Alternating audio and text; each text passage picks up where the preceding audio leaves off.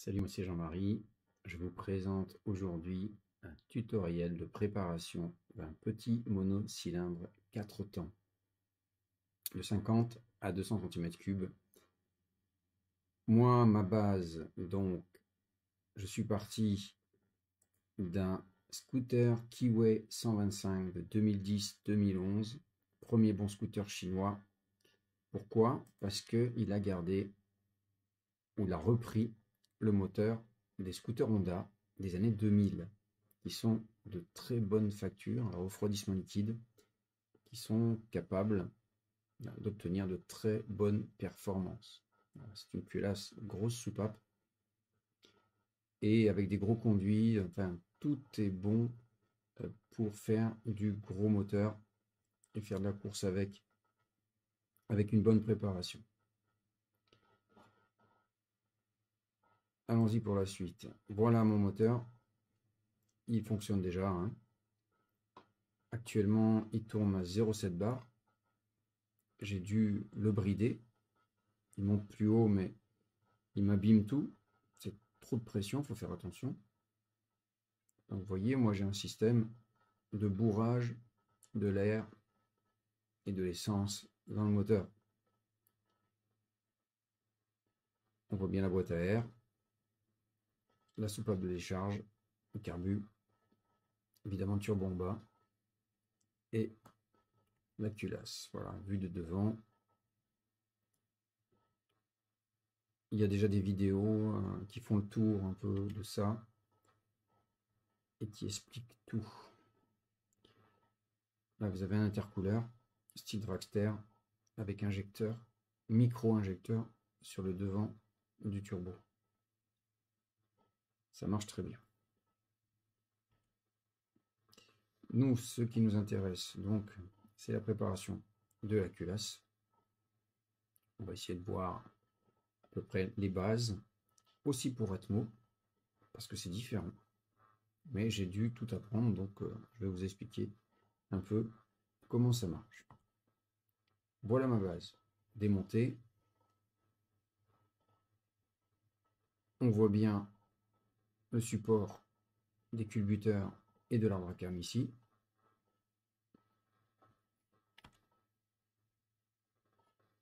Évidemment, vous ne démontez ou vous ne préparez votre moteur que si vous savez bien caler l'arbre à cam. La moindre erreur là-dessus, vous cassez tout. Donc ça, c'est vraiment le préalable. Il faut que vous ayez déjà démonté une à plusieurs fois votre culasse, votre moteur, pour savoir démonter et remonter correctement. Il y a 1000 tutos là-dessus, je ne m'inquiète pas pour vous. Alors, sur un 4 temps, qu'est-ce qu'on a? On a un carbu avec une admission finalement relativement courte, avec assez peu de volume, à la différence du carter interne d'un 2 temps. On a les soupapes, deux soupapes, voilà, avec culbuteur, deux culbuteurs et un seul arbre à cam. Et donc va être commandé de ce côté l'admission et de ce côté l'échappement. Tous les 2 tours moteur. Voilà le fonctionnement d'un 4 temps. Si vous regardez bien, donc il y a 4 temps, 2 tours avec 2 descentes et 2 montées.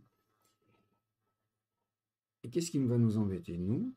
C'est qu'en fait, seulement à peine un quart du temps, un quart des 2 tours, on va avoir un temps d'admission. Et le 3/4 du temps, ça veut dire que l'admission sera fermée. Donc, au niveau des flux d'air, énormément de compression, décompression, turbulence. C'est le point central. Il va falloir éviter à tout prix les turbulences et bien travailler sur les volumes pour que les flux soient les meilleurs possibles.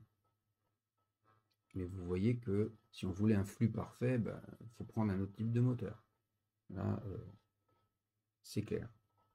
Là, vous avez un exemple de double arbre à cames en tête.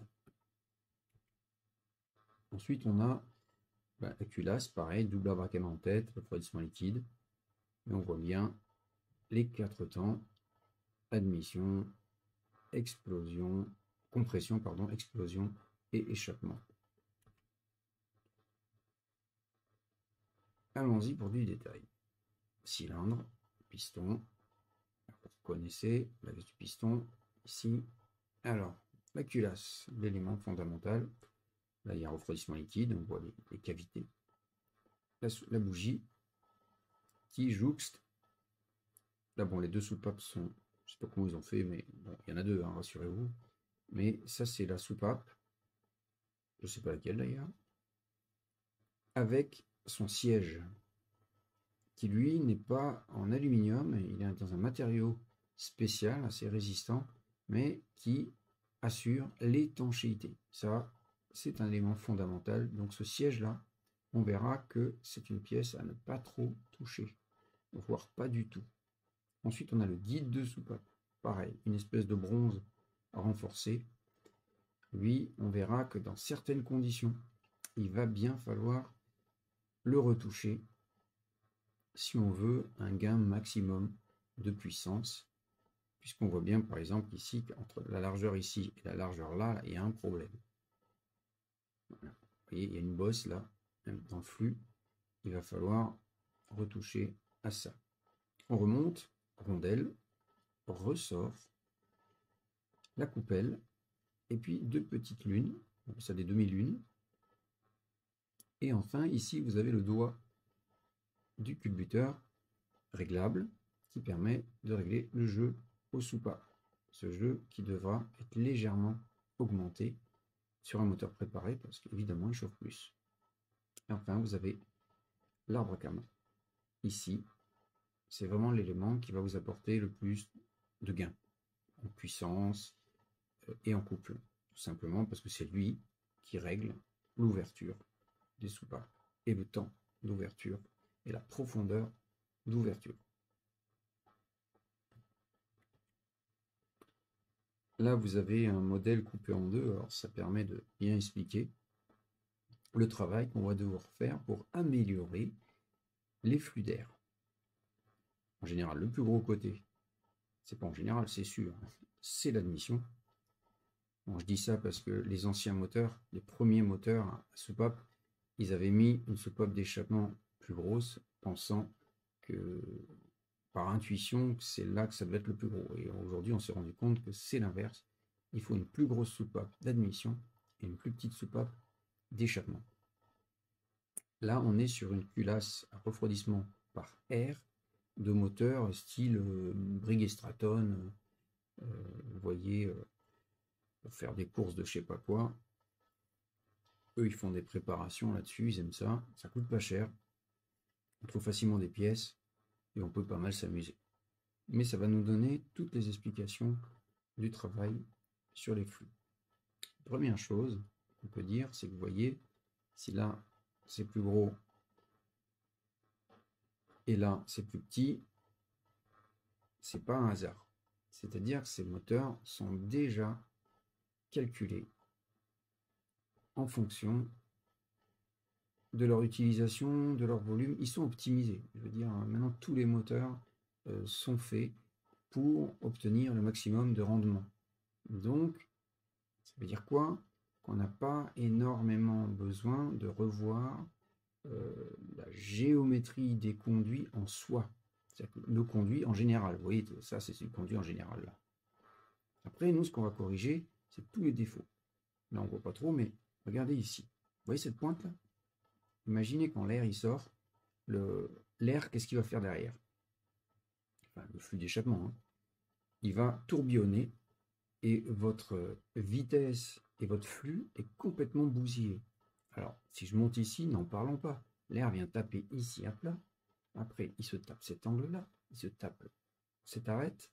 C'est un moteur, voilà, c'est fait pour tourner à bas régime, mais c'est catastrophique. Vous voyez que nous, on va devoir beaucoup travailler par exemple,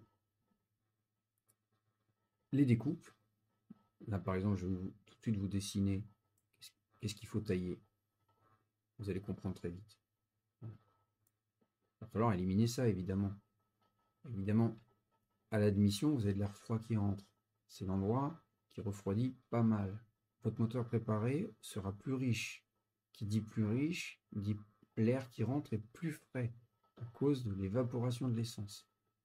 Donc, on peut se permettre de tailler un peu dans le guide qui fait aussi office de refroidisseur de la soupape. C'est pour ça qu'il est si long et qu'il va avoir une grande surface d'aluminium autour de lui.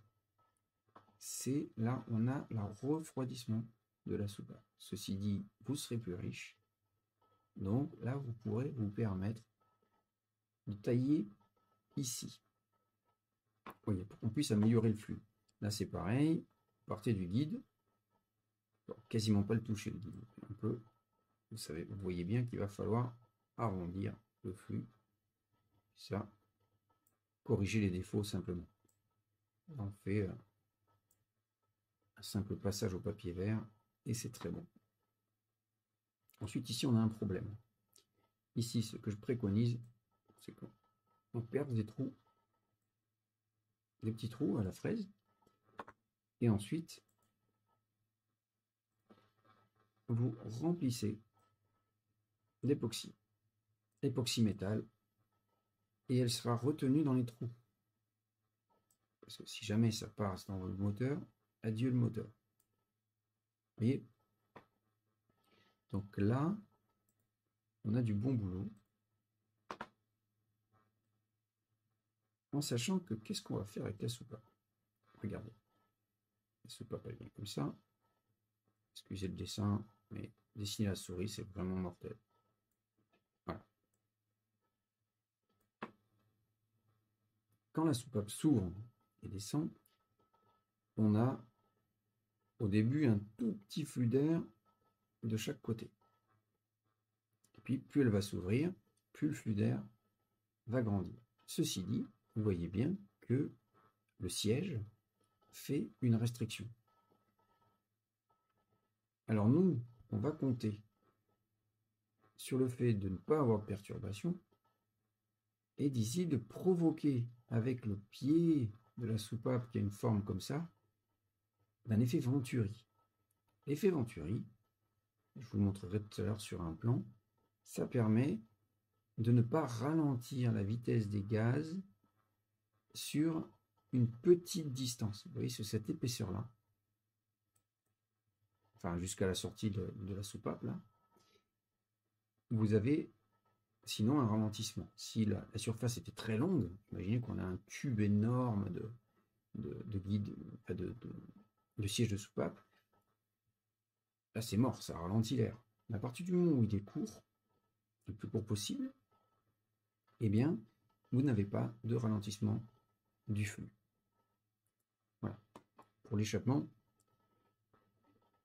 venons-en à l'échappement, parce que l'échappement c'est un petit peu plus compliqué. La soupape d'échappement, sur un moteur préparé et plus comprimé, elle va chauffer énormément. Donc, moi, je préfère qu'on ne touche pas au guide. En plus, vous voyez, celui-là, par exemple, il est profilé. Quand je dis pas toucher, c'est pas le couper. Mais, évidemment, on va pouvoir l'arrondir sur les bords, faire vraiment un effet aérodynamique, quitte à l'ovaliser un peu sur les côtés. Ici, bon, par devant et par derrière, là, c'est coupé en deux, hein, vous comprenez. Voilà. Ensuite, vous voyez l'épaisseur. Ça, on ne peut pas y toucher.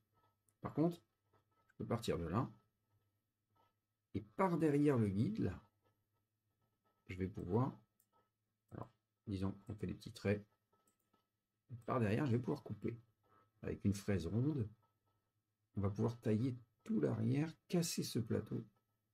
Ici, on va garder un petit bout juste derrière. Pour de l'aérodynamisme, on fait comme une aile d'avion. Hein. On va le retailler comme ça, au centre. Voilà. Évidemment, ici, va falloir changer ça. Voilà. Faites-le pas trop direct comme ça. Il faut garder des arrondis.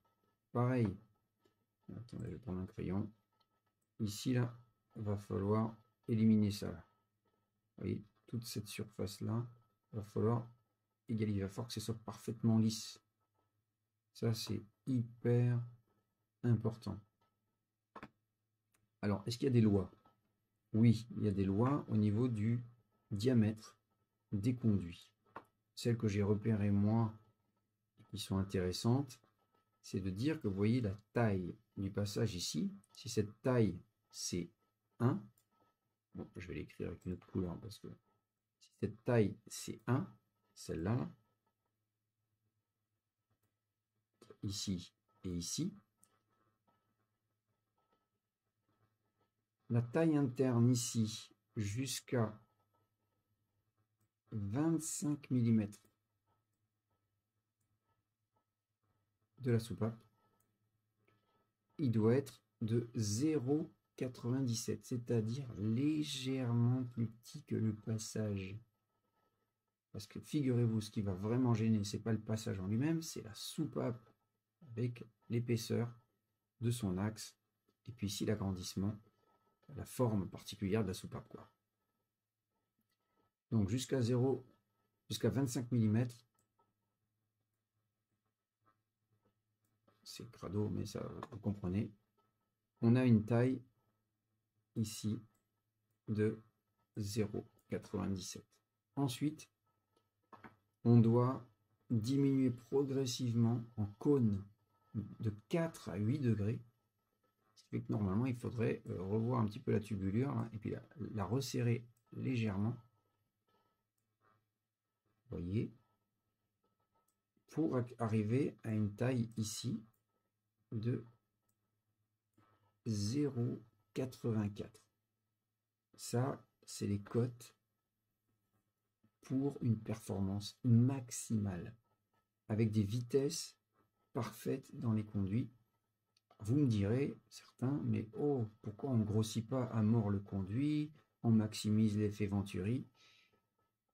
N'oubliez pas qu'avant le carburateur, plus vous augmentez le volume ici, et plus vous aurez des effets de compression, décompression, et vous bousillerez votre vitesse de déplacement.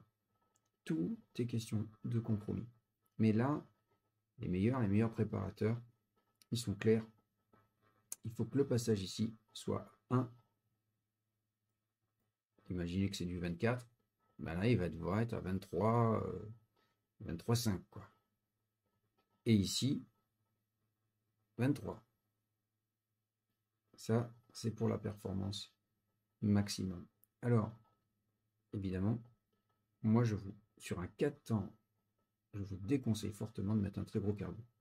Franchement, ça ne sert à rien. Il faut que le carbu fasse cette taille-là. À la rigueur, pour du très haut régime, pour un moteur de run, vous pouvez mettre un carbu venturisé. Mais on est sur du 4 temps. On aspire 2 fois moins d'air qu'un 2 temps. Je veux dire, ça ne sert à rien. C'est des mythes. N'écoutons pas les mythes, mais respectons les distances qui sont préconisées. Et en général, les constructeurs, ils essaient d'optimiser le mieux possible. Alors ici, j'ai pas dit de mettre d'époxy hein. Dans l'échappement, c'est même pas la peine. C'est trop chaud, votre époxy, elle tiendra pas. Donc, on enlève le plateau de chaque côté du guide, évidemment, et on garde cette petite arête par derrière en forme de lame de couteau. On va dire qu'il va même, comme un aileron, reguider l'air et éviter les perturbations derrière le siège. Ça va pas mal aider. Voilà pour ça.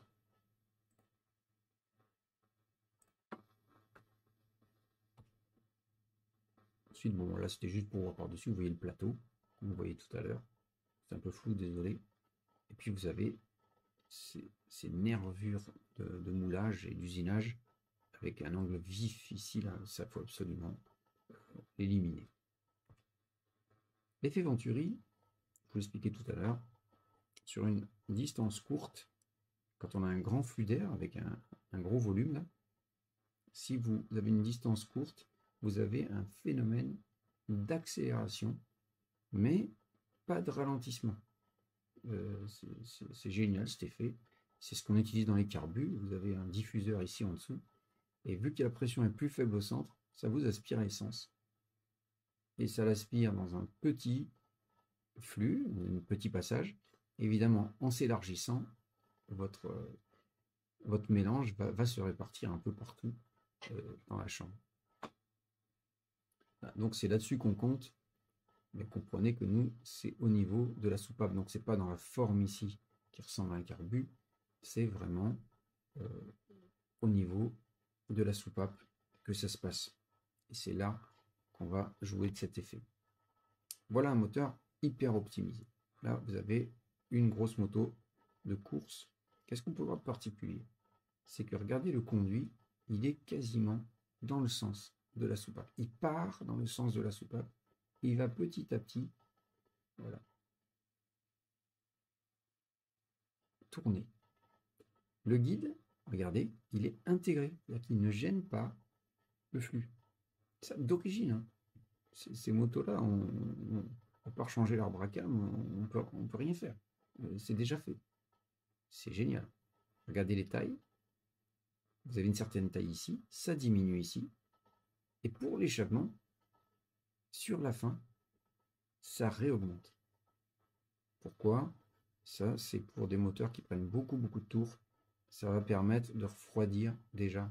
Dès que vous décomprimez un peu, vous refroidissez l'air. Pour l'admission, alors là, on a une admission, on a fait beaucoup de compromis, je vois. On va assez droit. On est assez gros ici, regardez. Et puis assez vite, on va diminuer. Jusqu'à un certain point, vers ici, regardez. Vers là, on arrête de diminuer. Et après, on va légèrement réaugmenter. Pourquoi mettons un clapet? C'est une bride. En fait, c'est pas une bride. Ça permet un meilleur rendement à bas régime et à mi-régime. Pourquoi? Parce qu'ici, si vous l'enlevez, vous avez absolument trop de volume. Évidemment, on a voulu être le plus droit possible pour arriver droit sur le cylindre, sur le piston, mais c'est aux dépens de la longueur et du volume interne. Et donc, c'est pour ça qu'ils ont resserré le passage ici et ajouté un clapet pour sectoriser, on pourrait dire, en deux l'admission. Parce que sinon, vous n'avez pas des bons rendements. Vous ne passez pas les contrôles anti-pollution et vous consommez la mort. Et puis votre brio moteur n'est pas bon. Par contre, si vous êtes un fou de vitesse et que vous êtes tout le temps dans les hauts régimes, là, vous pouvez le virer. Évidemment, vous allez gagner de la puissance en haut, mais vous allez perdre vachement en bas. Double abracam à tête, comme tout à l'heure. Allons-y pour ma culasse. Là, vous avez une culasse. On voit bien, elle est bien crado. Remarquez la couleur de la soupape d'échappement. On dirait que le mélange était trop pauvre, mais regardez, en fait, elle n'est pas blanc. Elle est marron clair, c'est très bizarre. En fait, c'est parce qu'il y avait un injecteur d'eau déminéralisée et qui avait commencé à me décaper complètement la culasse, une culasse qui a 15 000 km. Et en fait, ça commençait à me... La vapeur d'eau qui chauffe jusqu'à 800 degrés avec l'explosion, quand on est au régime, eh ben, ça vous fait claquer la calamine. Le système d'un petit power jet avec de l'eau déminéralisée, c'est génial au niveau de l'auto-nettoyage du moteur. Alors c'est mieux d'avoir un moteur propre et d'utiliser de l'eau pour empêcher que ça s'accroche, mais là, ça faisait son effet. Ceci dit, vous pouvez comprendre aussi qu'avec mon turbo, quand je tirais très haut dans les tours, eh j'avais pas mal d'auto-allumage à cause justement de ces éléments là de carbone qui se sont accrochés. Vous voyez que j'ai des grosses soupapes. La preuve, mes sièges, ils touchent quasiment la chambre. Ils viennent jusqu'au milieu et l'autre il reprend, et pareil, il touche le bord. 29 mm à l'admission, 24 à l'échappement. Alors ici, on a un petit problème, que je n'ai pas encore parlé. Si vous voyez, quand la soupape d'admission s'ouvre, ici, là, on est contre le cylindre. Ça veut dire quoi? Ben, quand elle va s'ouvrir, ici, il n'y a pas de flux d'air. C'est-à-dire que d'ici à là, le flux d'air est perdu. Parce qu'on est trop près du cylindre. Ça veut dire quoi? Ça veut dire qu'on crée un effet de perturbation par derrière la soupape qui va être catastrophique pour l'effet Venturi. Donc ça, j'ai dû y travailler. Vous allez voir, une des seules solutions qu'on puisse faire, c'est d'augmenter la cylindrée. Moi, je suis passé à 153 cm3 et là, je gagne quelques millimètres, mais qui vont permettre un remplissage plus que correct de la chambre. Première démarche, quand on prépare, on protège cette petite bande grise que vous voyez là, c'est la bande d'étanchéité de la soupape sur son siège. Ça, faut vraiment pas y toucher. Un coup de fraise là-dedans et vous bousillez votre siège, quoi. Changer un siège sur ces moteurs-là, c'est pas possible. Donc vous, s'il vous plaît, un scotch bien costaud et vous le protégez. Ensuite, la plupart du travail, ça va être d'égaliser, d'enlever tous les défauts de fonderie. Voilà. Là, vous avez vraiment une admission qui est nettoyée. L'angle ici est cassé. Et moi, comme j'ai un turbo, j'ai pas trop l'effet d'aspiration, sauf à très bas régime. Mais j'ai gardé le siège, le guide pardon, de soupape, parce que mon moteur il est trop contraint. Donc je veux le garder. Il est hyper optimisé déjà. Par contre, il y avait un bossage autour dégueulasse. Donc là, j'ai vraiment taillé par coup de fraise. On peut zoomer. Voilà, un bon coup de fraise pour diriger les flux. Ici, une petite arête qui s'arrondit progressivement. Voilà, et qui va continuer ici. Et là, je fais tout le tour avec une petite fraise pour créer un flux qui va se récupérer derrière ici. Voilà.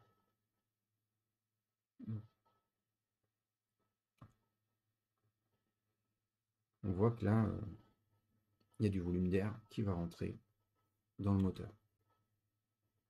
Voilà une préparation parfaite où ils ont osé quand même toucher au siège. Et on voit même qu'ils ont mis des soupapes plus grosses puisque la bande d'étanchéité est complètement sur le bord du siège. Et le reste, il est bien arrondi. C'est un travail magnifique. Et on voit tout de suite, ça se resserre. Assez vite, ça se resserre. On le voit. Vous voyez? Et le guide de soupape, lui, là, il est coupé.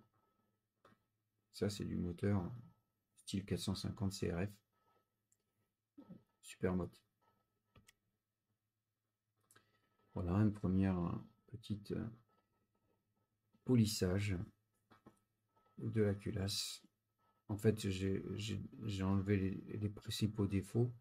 Et moi, je suis un turbo, je dois à tout prix récupérer du volume et donc tailler dans la culasse. Vous le faites surtout pas si vous êtes en atmo, parce qu'évidemment, vous, il va s'agir de compresser beaucoup plus le moteur. On voit la petite rainure, là, la petite fraise qui a quand même un peu rainuré le. Voilà. Ça, tout ça, ça aide à guider un flux vers l'entrée. On voit bien que le flux est bon et que les proportions sont sauves. Évidemment, il va falloir toucher la pipe.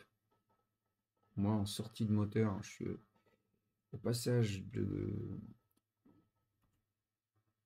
ici. Origine, je suis à 23. Moi, je me suis permis de passer en 24. Alors, pitié, soyez délicat. En tout cas, sur l'admission à cause du refroidissement naturel, on peut se permettre de le toucher un petit peu. Là, par exemple, je ne l'ai pas touché ici, mais ici, j'ai légèrement orienté et élargi sur les côtés. Voilà.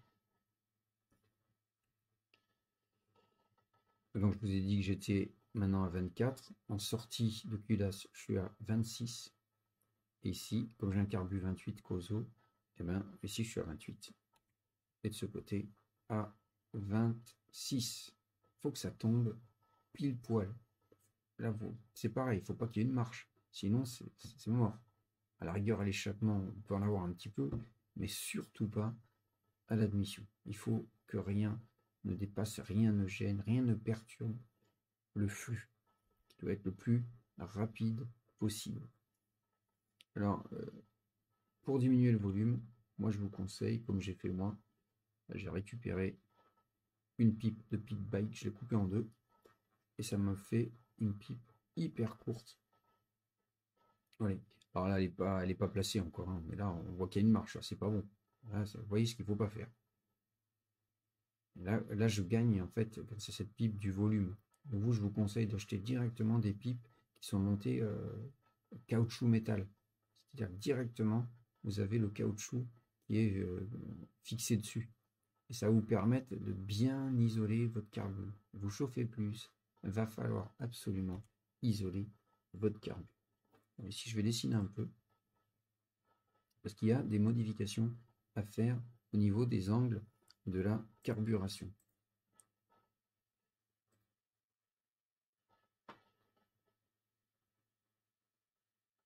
Voilà. Non, c'est pas ce que je voulais faire. Je sais pas ce qui lui prend. Voilà. Vous voyez que mon carbu, j'ai voulu le garder dans le compartiment moteur avec toutes mes contraintes du système turbo. Mais vous voyez qu'ici, je tourne d'un certain angle. Il va falloir retourner encore d'un autre angle dans le moteur. Je fais presque 180 degrés, un peu moins. On va dire 150, 160 degrés. Mais c'est catastrophique. Dès que le flux d'air est rapide, le flux d'air va frotter contre le haut du conduit. Et au risque, à un certain régime, de même de créer de la dépression à l'intérieur du conduit. Donc ça, moi, j'ai aucune gêne parce que je pousse l'air avec le turbo. Donc, je fais du forcing, je fais de la suralimentation. Vous, si vous êtes avec un moteur atmosphérique, il va falloir rediriger ce flux. Alors certains, ils pourraient mettre la pipe à l'envers et le carbu qui vienne par devant, depuis devant, là. Depuis devant, que le flux vienne comme ça. Ça, c'est possible. Ou alors, moi, ce que je ferais,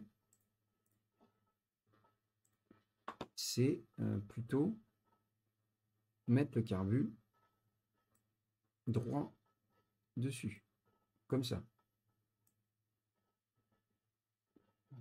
Je vous ai fait un petit cône là. Il faudrait que ce soit arrondi d'ailleurs sur les côtés, pour que ce soit bon. Voilà, un carbu carrément couché sur le cylindre. On en trouve sur AliExpress même des pas chers, avec une cuve déportée, comme ça. Ça, c'est le top. Ça va vous permettre d'être tout contre votre cylindre et que le flux soit le plus droit possible et le moins de virages possible. Voilà. Évidemment, dans cette configuration, vous êtes extrêmement près du cylindre. Si vous avez un refroidissement par air, il va falloir créer une pièce, je ne sais pas quoi. Moi, je faisais ça avec une canette. Vous découpez une canette en deux. Comme ça. Toc, toc. Oh, j'ai fait une bêtise. Voilà. Une canette. Et puis vous y faites, vous découpez des pattes à l'intérieur. Vous le faites sortir. Deux trous. Un trou au centre. Une deuxième patte de l'autre côté. Et vous la fixez ici. Et la canette, elle va être devant le carbu en fait. Et elle va faire comme une protection pour votre carbu. Parce qu'évidemment, si ça chauffe trop, votre essence, elle va tout de suite faire des mauvais effets, quoi. Donc voilà pour l'angle de la carburation. le plus droit possible et la pipe la plus courte possible. Ici, c'est l'échappement. Moi, j'ai un tube de sortie de 24. Et ici, dans la culasse, je suis à 21. Alors, dans ce sens-là, faire une marche, c'est pas un problème. Si votre échappement, votre tube est plus gros, on va dire. Mais si votre tube est plus petit, alors là, c'est pas bon du tout. Moi, il va falloir que je l'agrandisse. Et vous voyez que je l'ai mis juste à l'épaisseur qu'il fallait. Pareil, retravaille ici. J'ai enlevé tout le bossage qu'il y avait autour du guide avec une petite arête devant. Vous voyez, remplissage du maximum. Il n'y a plus d'angle gênant. Et évidemment, j'ai travaillé un peu plus le dessus pour pouvoir récupérer ce que je perds au niveau du guide qu'il faut, à mon avis, à tout prix garder. Ça, on ne l'enlève jamais. La soupape d'échappement va être hyper contrainte. Si vous ne pouvez pas risquer la casse moteur, le cliquetis, l'auto-allumage, enfin tout ça, il faut pouvoir refroidir au maximum la soupape d'échappement. Voilà, vous avez ma pipe, le turbo, un Ihachi, le plus petit qui existe, clone, et j'ai fait une pipe ultra courte, même pas 10 cm de long, avec son entrée, et vous voyez qu'elle est totalement directement adaptée à l'intérieur, pas de déformation, pas de marche. Un petit élément qu'on a sur Honda, c'est ce trou. En fait, c'est un trou qui sert à refroidir la soupape d'échappement. On a une valve sur la culasse. En fait, c'est un clapet que quand on coupe les gaz, ça réaspire de l'air sur la soupape d'échappement. Ce système est génial, on le trouve sur tout ce qui est gros mono, les KTM, tout ça, et qui ont évidemment qui font des grosses accélérations, des grosses décélérations, beaucoup de virages. Ça permet de refroidir dès qu'on décélère, dès qu'on lâche l'accélérateur, tout l'échappement en fait. Et moi, c'est génial, en fait, ça me permet de, à la turbine du turbo, de continuer à tourner toute seule. Ça, c'est une espèce de, je sais pas quoi, de blow-off. C'est une valve en plus qui améliore l'effet du turbo, surtout là, dans la réaccélération, parce que le turbo ne perd pas de vitesse. Et ça, c'est très bon. Et on le sent vraiment. Vous lâchez l'accélérateur, vous réaccélérez, ça reprend tout de suite. C'est extra. Ici, j'agrandis pour aller vers du 150 cm3. Je ne vais pas jusqu'à la taille du 150. Je garde une petite marge et j'enlève tous les défauts, tout ce qui pourrait perturber le flux. J'ai pas voulu casser les angles ici. J'ai un turbo, encore une fois. Moi, j'ai pas besoin d'optimiser à 100% comme pour un Atmo. Ceci dit, moi j'ai besoin de gagner du volume, donc j'ai creusé là-dedans. Voilà, polissage avec une gomme spéciale qu'on utilise en bijouterie.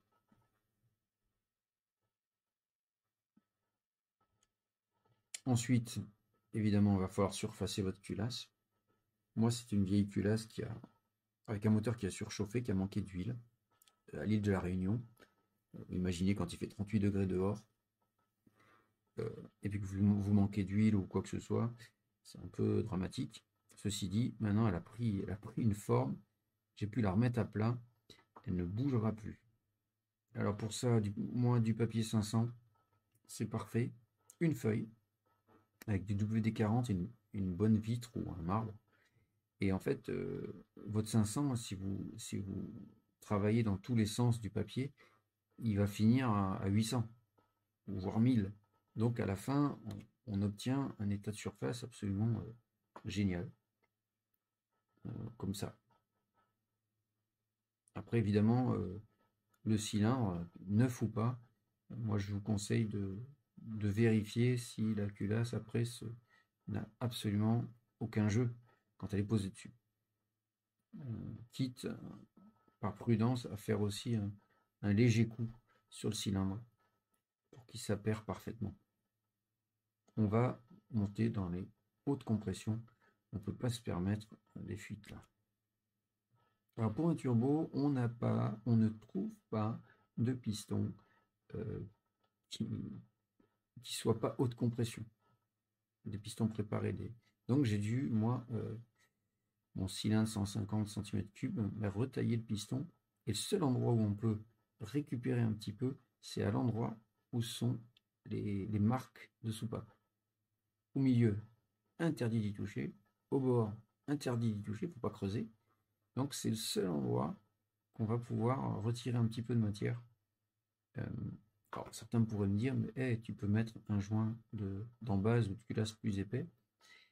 Eh ben, moi je vous dis non, oui et non, parce que si vous allongez la distance entre l'axe du vilebrequin et l'arbre à cam, vous déplacez la chaîne, vous déplacez l'arbre à cam, évidemment, et ça vous oblige à mettre un pignon d'arbre à cam réglable, ce qui n'existe pas sur mon moteur. Donc moi j'ai dû, je peux pas toucher sur les joints, donc je suis obligé d'aller toucher sur le piston. Vous allez voir, voilà, vous avez un modèle 125 neuf et préparé. Ça a très bien tenu.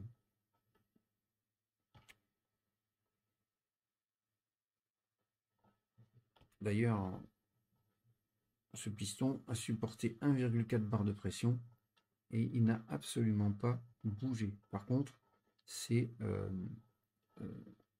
le pied de bielle qui est directement métal sur métal qui a vraiment souffert. Bon, maintenant je suis passé avec ce piston stage 6 forgé, mais il me pose problème parce qu'il me réaugmente la compression. Donc je suis remonté à un taux environ entre 10,5 et 11 par 1. Et c'est pour ça que j'ai baissé la pression du turbo. J'ai remis la wastegate à 0,7 bar pour l'instant pour le rodage, mais je ne suis pas sûr que je pourrais monter tellement plus haut sans abîmer le moteur. Il y aura trop de puissance. Les soupapes, j'ai fait un nettoyage avec cette fameuse gomme abrasive. Et d'ailleurs, c'est une espèce de gomme qui a du micro-diamant dedans. C'est assez génial. Voilà, on peut les nettoyer, mais surtout pas les polir. Pourquoi?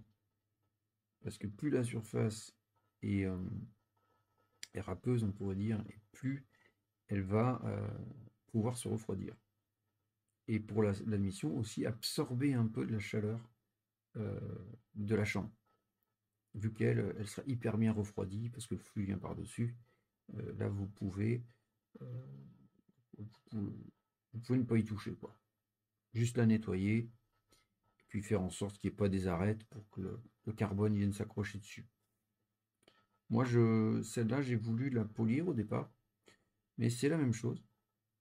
Il faut savoir qu'il y a un temps complet entre admission et compression où finalement, la plupart du temps, on refroidit. Ce qui fait que si vous la polissez glace, elle va refléter, comme une vitre, elle va refléter la chaleur, mais elle ne va plus se refroidir aussi. Donc moi, je vous déconseille, en tout cas, d'y toucher. Nettoyez ça si vous voulez. Et puis ne touchez pas par-dessus la soupape. Parce que c'est le plan de joint, le lieu d'étanchéité, ça, on n'y touche jamais.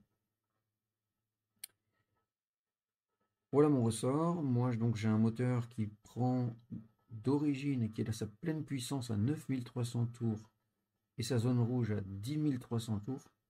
Donc c'est déjà un ressort dur. Et avec le turbo, vu que j'ai la pleine puissance des 9000 tours, j'ai pas besoin de monter beaucoup au-dessus, parce que moi je suis en double varia. Il suffit que ma double varia soit bien réglée et je tiens mon régime maxi, ou pour faire une pointe de vitesse, on va dire. Mais voilà, pour moi ce ressort, il est parfaitement suffisant. Mais vous, si vous voulez vraiment prendre plus de tours, vous êtes obligé de passer à double ressort. Pourquoi double ressort? Parce qu'un ressort a forcément un régime de résonance ou fréquence de résonance. C'est-à-dire qu'à une certaine fréquence quasi exacte, votre ressort, il ne va plus faire ressort. Il ne va plus remonter, puisqu'il va être perturbé par des vibrations internes, on va dire.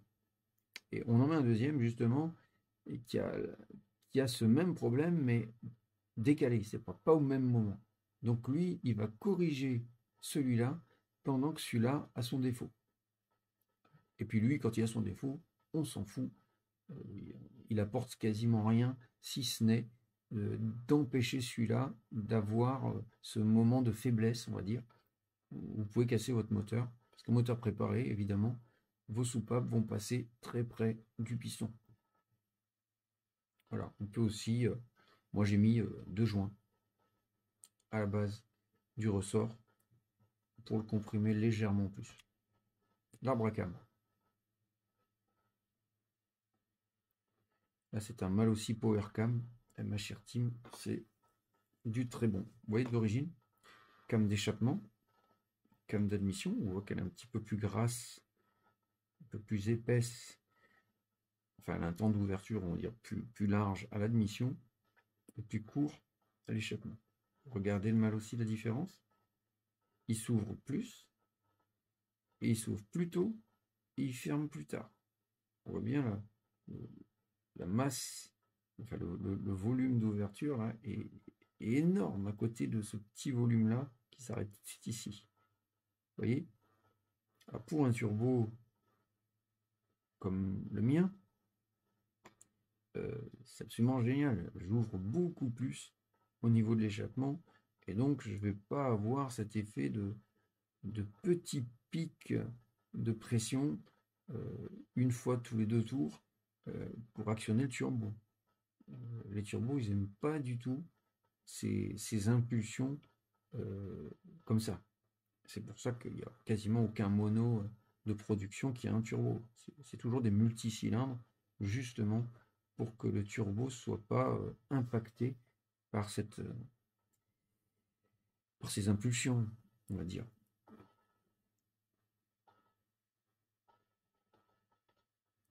Alors vous, pour choisir votre arbre à cam, là vous avez différents arbres à cam pour du GY6 chinois. L'origine est en noir. Et après vous avez recharge maximum de puissance, là, la jaune et la verte. Ici on a l'échappement. Ici on a la hauteur de croisement. Les soupapes se croisent entre la phase d'échappement et la phase d'admission. Évidemment, moi, la première réflexion que j'ai à faire par rapport à un turbo, c'est de choisir la hauteur minimale de croisement. Donc ceux-là, je ne peux pas les prendre, ils sont trop hauts déjà. Donc moi, je prendrai le A12, là, vous voyez, et je le décalerai d'une dent. Ouais, il est trop décalé sur la droite. Moi, je veux que l'échappement, il s'ouvre au moins, ou plutôt ici. Vous voyez, l'épaisseur d'une dent, ça me ramène, en fait, sur la verte. Et là, c'est parfait. Pareil ici, ça me redécale un petit peu, mais je reste quand même pas loin de l'ouverture de l'admission. J'ai pas besoin qu'elle soit si rapide, moi, puisque là, c'est pour de l'atmo. Vous voyez, la jaune, là, elle ouvre très très tôt. Hein. Mais qui dit croisement de soupape dit que si jamais vous avez des retours d'échappement, ils peuvent retourner dans le carbu. Moi, c'est absolument proscrit sur un turbo. Tout est sous pression, y compris l'échappement et l'admission. Et je ne peux pas me permettre qu'il y ait des transferts ou qu'il y ait une flamme qui repasse dans l'admission. Là, mais tout explose. Le carbu, la boîte à air, tout se démange. Quoi. Je ne peux pas me permettre. Donc, si j'avais à choisir un, ce serait le bleu, le A12, en le décalant d'une dent, voire 2 dents. Là, ça me donnerait une marge de réglage. Parce que vous voyez qu'il croise au niveau du point Moreau, ici, le vert. Moi, ça va pas. Il faut qu'il croise quand même un petit peu avant. En tout cas pour le turbo. Voilà. Après, moi je vous déconseille ceux qui montent le plus haut là. Parce que c'est vraiment pour de la haute puissance et c'est du très haut régime. Il faudra que vous ayez un moteur entièrement préparé, enfin un moteur style Takewaga ou des marques de compète quoi. Vous amusez pas à prendre cela là. Le jaune c'est le A10 et le vert c'est le A9. Donc, tablez plutôt sur le rouge, le A14 ou le A12. Enfin, moi je connais surtout pour turbo. Hein. Joint de culasse, ça c'est des chutes que j'ai récupérées chez un couvreur de toiture. Il me les a donné gratos quoi. C'est trop sympa. C'est du 0,5 ou 0,6. Le cuivre, on est obligé, pour le ramollir, de le tremper. L'acier, vous le chauffez au rouge, vous le trempez, il durcit. Et bien le cuivre, il fait exactement l'inverse. Vous le chauffez à bloc, vous le jetez dans l'eau, il se ramollit. Mais là, il prend un aspect tout bizarre. Mais là, il est complètement mou. C'est assez marrant. Donc par contre, c'est parfait pour faire étanchéité. Voilà, là, il est nettoyé. Ensuite, je prends du fil. Là, c'est du fil de cuivre, du 2,5, pour faire les nervures. Du mou, du dur, un bon marteau. Et hop, vous avez un travail super propre. Ça ne m'empêchera pas de mettre de la pâte à joint, vu la haute pression. Mais là, vous avez une étanchéité parfaite, quoi. Même sans mettre de pâte à joint. Je fais moi-même mes joints, je vous conseille, on gagne de l'argent. Et on se fait plaisir, on fait ça soi-même, on a plus de plaisir à faire par soi-même les choses. J'ai choisi cette pâte à joint aussi 350 degrés. J'en suis hyper content. Hyper efficace. Retenez cette marque. En plus, elle est pas chère. Quand on prépare un moteur, on va avoir des pertes, on va dire. Par exemple, vous préparez votre moteur, ne vous attendez pas à avoir un bas régime stable. Vous n'y attendez pas. Donc, vous allez devoir trouver des moyens pour stabiliser ça. Et moi, j'ai vérifié qu'une bougie iridium, c'est vraiment un gain énorme de stabilité, du ralenti, des bas régimes, des reprises. Quand on n'est pas vraiment dans les clous, on n'a pas des réglages parfaits parce qu'on n'a pas le dernier carbu avec 3 PowerJet, et ben là, vous avez vraiment un outil de lissage du fonctionnement qui est génial. Parce que l'électrode est toute petite, elle résiste à plus haute température aussi, mais ça fait une étincelle plus forte. Donc l'explosion part mieux. Et puis vous voyez que elle est biseautée aussi au niveau là, du doigt. Et ça c'est pareil, ça permet que l'angle d'explosion est meilleur. Ça c'est une bougie chinoise de très bonne facture. Mais sur un turbo, avec trop de pression en plus, elle fuit à la collerette. Donc je suis repassé en NJK EIX CR8, voire 9. Moi je suis en CR8, j'ai un refroidissement liquide, ça suffit. Ensuite, un truc absolument obligatoire, en tout cas quand on a un turbo, c'est l'allumage programmable. Vous ne pouvez pas faire sans, sinon vous allez forcément péter votre moteur. En tout cas, moi qui ai réussi à mettre beaucoup de pression avec mon turbo, sans l'allumage programmable, mais c'est mort. Forcément, vous explosez le moteur. C'est ce qui m'est arrivé. Enfin, pas méchamment, mais voilà, c'est vraiment l'outil. Celui-là, vous le trouvez sur AliExpress, il coûte 70 €. Il est génial, c'est une base Arduino. Il est capable de copier votre courbe d'origine moteur et puis même d'être réglé à la volée, c'est-à-dire en roulant, vous pouvez le régler, carrément augmenter l'avance ou pas. C'est vraiment génial. Il est livré avec le logiciel, tout le truc explicatif. Moi j'ai fait un tuto que je mettrai en bas de la vidéo sur la préparation moteur turbo, mais aussi sur le réglage, comment on règle une courbe d'allumage avec un moteur turbo. C'est particulier, il y a des lois, il faut les respecter, et comme ça, vous pouvez faire un petit peu de fiabilité quand même. Voilà, je vous recommande très fortement ce type d'allumage. Vous gardez votre volant d'origine, vous mettez pas des bidalos, je sais pas de trucs, qui finalement apportent, je trouve, moi, pas grand-chose par rapport à ça, où vous réglez les bas régimes comme vous voulez, les hauts régimes comme vous voulez. Enfin, c'est incroyable. Toute la courbe est paramétrable.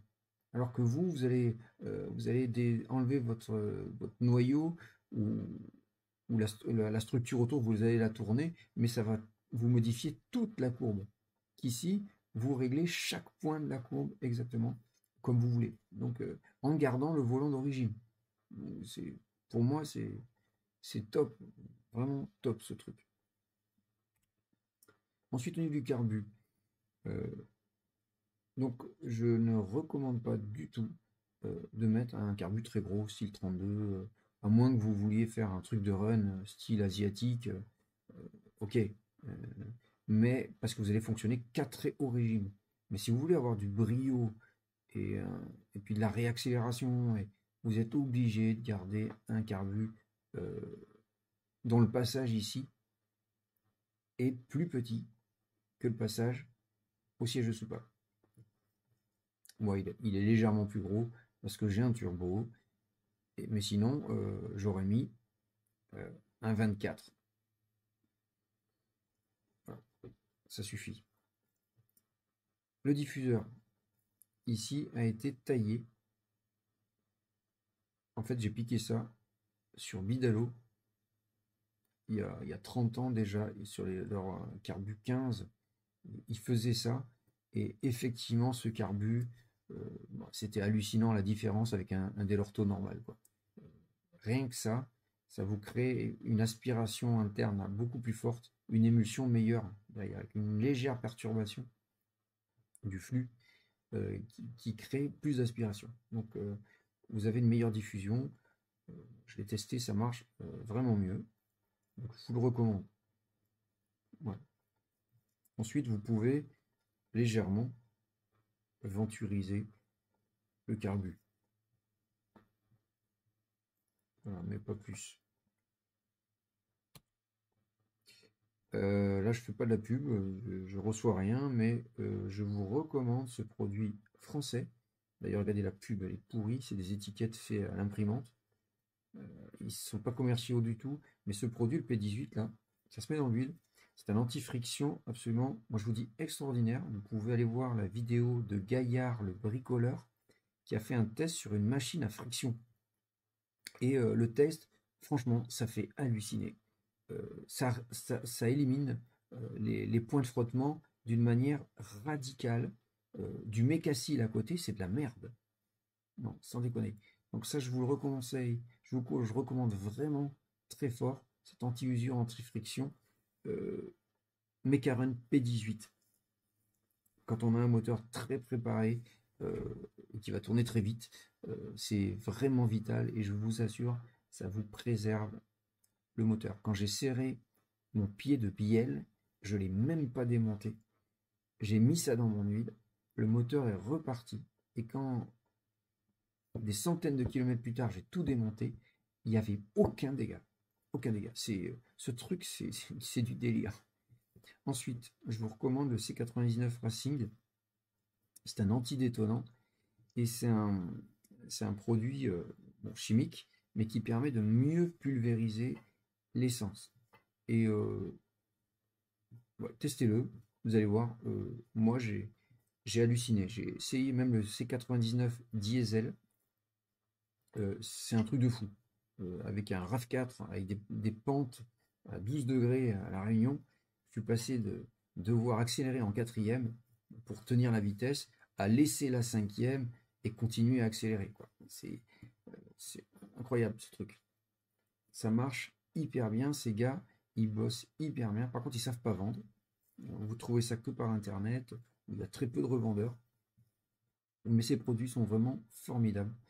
et il n'y a pas d'effet secondaire à long terme, comme le Mécacil par exemple, qui va vous balancer du silicone partout, ou je sais pas quelle merde. Là, il n'y a rien de tout ça. Ça vous traite le moteur, c'est un traitement chimique des surfaces métalliques qui les durcit par effet de, je pense, de cristallisation. Ils ne le disent pas parce qu'ils gardent bien leur secret, mais c'est un effet de cristallisation, c'est un pouvoir cristallisant, et on sait qu'une surface de cristal est énormément plus dure que le matériau lui-même du cristal, s'il n'était pas cristallisé.